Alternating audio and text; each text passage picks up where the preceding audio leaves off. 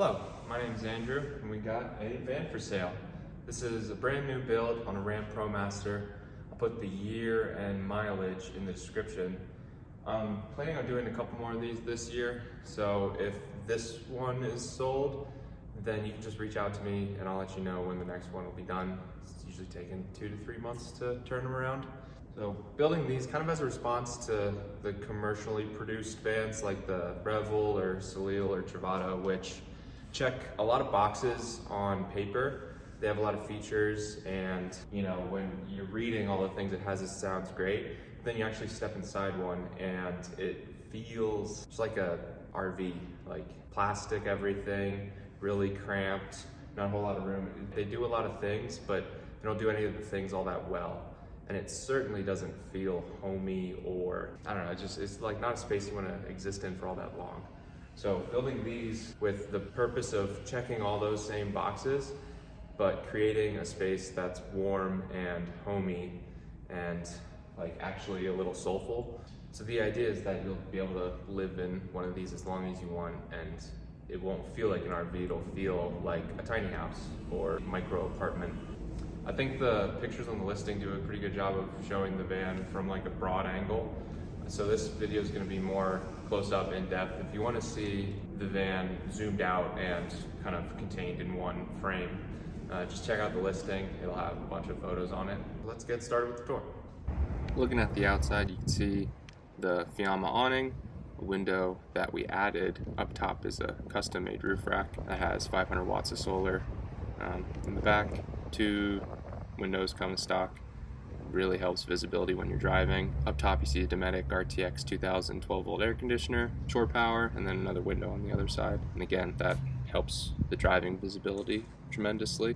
Here's a better view of the roof layout. You can see the 2 solar panels. They're both 250 watt new Power solar panels, and then a max air fan on the left, and the Dometic 12-volt AC unit in the back. So checking out the interior, I guess I'll just kind of describe things as we encounter them. First thing you see on the back of the sink unit is a little access door to get to the gray water system. This tank is on a quick disconnect, so it's easy enough for me to get even just with one hand.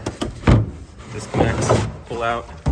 So the gray water comes down out of the sink into the J-dip. This little white thing on the left is an air admittance valve so that it can actually drain and not just bubble up like you see a lot of van sinks doing. A Y splitter so that if you're somewhere safe, you can drain straight through the floor onto the ground. And you can also access that from the inside of the van, so you can turn that valve whenever you need to. On the other side is a raised floor that doubles as shoe storage.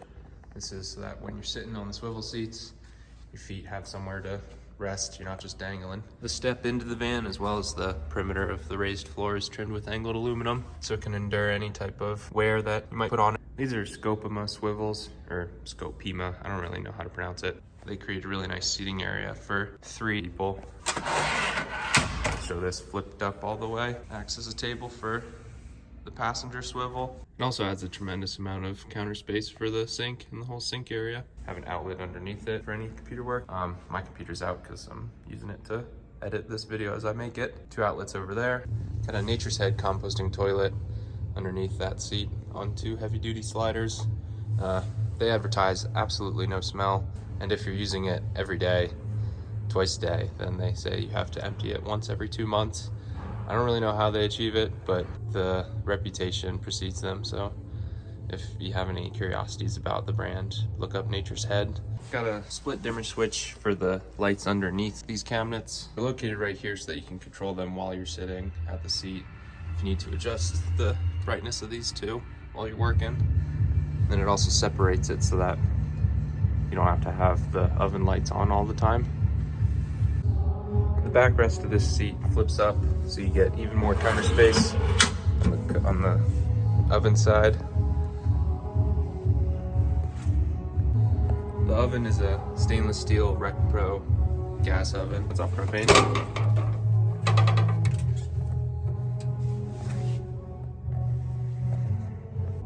It brings us over here to the main cabin lights, also split dimmers, located right next to the bed so that you can turn them on and off from the bed. Controls these 4, and then these 8. And all these puck lights are a warm yellow light. Anyone who's been under a cool white light knows how irritating that can be, so made sure all these were warm. This is the controller for the Webasto heater. It's mounted temporarily right now. Waiting on some VHB tape to get here. Controls this Webasto Evo 40. It runs straight off of the gas tank. This little thing swivels, so like, you know, say you come in and you put your wet shoes in the shoe holder, just spin it around and it'll blow hot air onto them, dry them out. Or obviously that's not the majority of the time, it'll be on the other side, blowing hot air into the cabin. This thing has a heat output of 13,600 BTU. The Evo 40 is the higher end Webasto. It has automatic altitude adjustment, which is essential if you're gonna be going anywhere over 5,000 feet for an extended period of time. It'll automatically adjust the ratio of fuel and air so that you don't get a carbon buildup. I want to mention the tile on each side. These aren't stickers, like this is real tile. Ceramic tile wouldn't really be durable enough, so this is porcelain. It's a higher density and much stronger, just like the porcelain sink. And I guess that's a good segue to talk about this side of the van. The van might be a tiny house, but your dishes are still going to be normal size, so you want a normal size sink. This thing is 19 inches wide, 14 inches this way, and 8 inches deep. The sink is positioned there so that the faucet can swivel and create a simple but effective outdoor shower setup. So you got all your electrical controls over here and more split dimmers. This one just controls the single puck light right here, and the other one controls underneath the toe kick. You got your inverter switch right here. Got a water pump switch, battery monitor. I mean, all this stuff is connected through Bluetooth anyway, so you can just check it on your phone if you want. Another outlet, and then this timer switch on the right controls the outlet that the water heater is on. Important for the water heater to be on a timer switch because it draws so much current. Like for example, right now we're drawing 5 amps. Let's turn it on just for a minute. That jumps up to 125 amps. And then that'll only run for 1 minute, heat up the water. Yeah, you definitely don't want to leave that on by accident, so being able to control the increment that you run it for is essential. Taking a look at the water system, we got 40 gallons of fresh water and a 2.5 gallon electric water heater. There are these shutoff valves everywhere they need to be, especially these two for when you want to remove the water heater to winterize it. The fridge is a Furrion Everchill 3.3 cubic feet. I really like having a fridge at hand height. That way, every time you open it, you don't have to crouch down and rummage through it. You can open it, see everything, get what you need. It's got this little freezer compartment. Speaking of amps and stuff, let's look at the electrics. It is a full Victron electric system, has 400 amp hours of lithium, and then you got a 3000 watt multi-plus inverter charger. All the 120 volt AC breakers right here, 12 volt DC fuses on the right. The 500 watts of solar comes in through here, and then on the other side you have a 50 amp DC to DC charger that runs off the alternator. It's all encased behind a 1/4 inch plexiglass, holes cut out so that you can, like, you know, stick a pencil in and flip breakers if you need to. One big one to turn the master switch off. On the other side is the water tank fill up, as well as the drain if you need to winterize it. But I like having the fill up on the inside just because having it on the outside feels like dangerous. I don't want people to have access to that. If I'm not around and someone wants to play a joke on it, you know, that's too easy. So I like keeping it on the interior of the van. And above all this is the bed platform. This is 2x4 rough cut cedar. Any place where the wood contacts itself has a rubber gasket, that way nothing squeaks, or if it's permanent, then it's glued. 2 more outlets underneath. You can never have too many outlets. And of course you got the breathing holes in the platform to prevent mold buildup on the mattress. I left the garage space open just because whatever stuff you're going to be storing in it is kind of specific to you, specific to the activities you're into. I mean, like a mountain biker is going to want a different storage system than, you know, a kayaker, or someone who plays golf is going to want something different than a skier. That could be customized, or you can just leave it open. It's really kind of up to the user. This is a standard full-size mattress. I just measured it wall to wall. It is 6 feet 4 inches. So even if you're a tall person like me, you can still stretch out all the way. And just above the bed is the air conditioner. This thing rips. It will get really cold really fast. And in eco mode, it will use 19 amps. Got clothing storage above the bed. All of these overhead cabinets are on little hydraulic pistons so that you don't have to hold them open with your head. And then they're all secured closed with magnet latches. Same deal on this side of the van, all in hydraulics. And then these two open left to right just because they're skinnier. They can do that. Got a spice rack. You know, put your olive oil or canola oil, whatever you use. And spices on the other side. And then One of my favorite things about the kitchen is that there's actually a fan directly above the oven. It feels so silly when I see people putting stoves and fans without any type of ventilation, unless you're trying to make a sauna. You know, any type of real cooking is going to create a ton of steam. Obviously you want to vent. You got this shelf above the sink countertop. That kind of becomes like an everything shelf. Throw your keys up there, your wallet, whatever, when you first step into the van. First place to go. You also got this drawer. Kind of the same as the other ones. I'll run through the other lower cabinets. All of these are on soft close sliders and magnetic catches. Kind of got to give them a little tug at first. The smallest one is just on the soft close. It doesn't have room for a magnet. So it's as a good example, you know, you can get it to go just a little bit before the soft close mechanism stops it from going. And if you add more weight in it, then they would obviously fly open when you go around turns. But the little magnet catch gives it just enough force to stop from opening around turns without having some like complicated or convoluted latching system. So you don't have to unlock anything. You don't have to turn any levers to open them. You just got to give them a little tug to break that initial magnetic seal. Then after that, just throw them closed and they'll lock on their own. Same thing on this side. These ones are a little bit deeper. Under the oven, got a drawer that's sized specifically for pans. It's really tall and not very deep. It's also not very deep because that's where the propane tank is. It's a special horizontal tank. You wouldn't be able to just trade this out for a normal tank. You can't put a normal tank horizontally. It's a 20-pound tank, so even if you're using the oven all the time, you still shouldn't have to refill it more than once every couple months. All right, so let's talk about some of the stuff you can't see.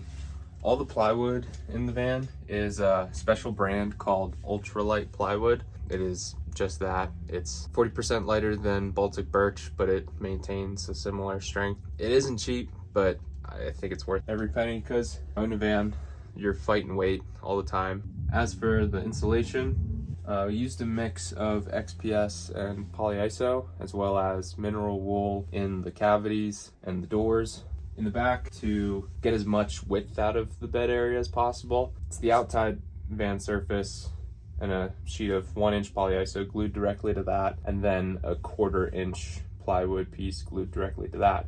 So it's one solid membrane, gets you the most width possible. And then everywhere else, essentially, it's 1.5-inch polyiso, has a higher R value, and it doesn't squeak. That's the same thing for the ceiling. All the cavities, like for example, you know, you see where these covers are on the doors. Behind that is mineral wool, which is water resistant and animal resistant. So mice won't burrow in it, unlike other wools. The floor is not insulated. I just did 3/4-inch plywood directly to the base of the van, and that's to achieve as much height as possible. I'm 6'2". I'm wearing shoes right now, and I'm still not, well, I guess I am touching my head a little bit, but I have to really try in order to. The point is, it's really important to be able to stand up straight in a van. In any temperature gradient in the van, it's going to be coldest on the floor anyway, so you're not going to be losing heat through the floor as much as you would through the ceiling or the walls. If I could summarize kind of what the point of this van is, first and foremost, it's for it to be usable and functional. The kitchen space, I've had less counter space in some of the apartments that I've lived in. You can cook a meal in here and not feel like you're in a van. Will feel like a small house for sure, but it's designed to be a really pleasant cooking experience. And then the hangout space, you know, it's comfortable. You could work remote from in here for 8 hours and not feel cramped. The windows, the seating, the whole like feng shui of it all, it's a space you can exist in and not feel trapped, even though it is so small. And then, you know, same thing with the bed. It's specifically at the perfect height to where you can sit up straight without hitting your head, but also high enough to where you can fit stuff underneath it. It's like trying to consider everything that it might be used for and not compromise on any element. Just behind functionality is the aesthetic of it. You know, you just don't want it to feel like an RV. You want it to feel like a home.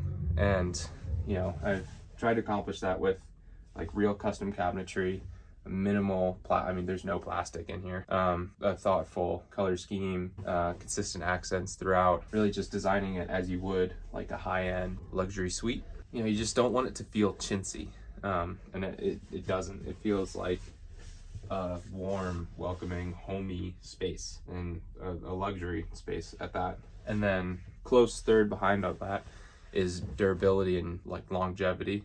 Using high-grade plywood and porcelain instead of ceramic, a really nice electric system, a water system that winterized really easily. These are all considerations to make sure that the van lasts, or the build lasts as long or longer than the vehicle itself. Whew, that was a long video. Okay, again, listings in the description along with any relevant information. If this one specifically is sold, just reach out to me and I'll let you know when the next one's gonna be available. Or if you're super serious, you can always put a deposit down and I can work with you to build specifically to your needs or wants, you know, you don't want, or anything that isn't in here that you do want, I can make happen. Yeah, thanks for bearing with me through this whole thing. I'm certainly no YouTuber or influencer, but I hope all the information that I needed to get through got through, and just reach out if you have any questions. Thanks.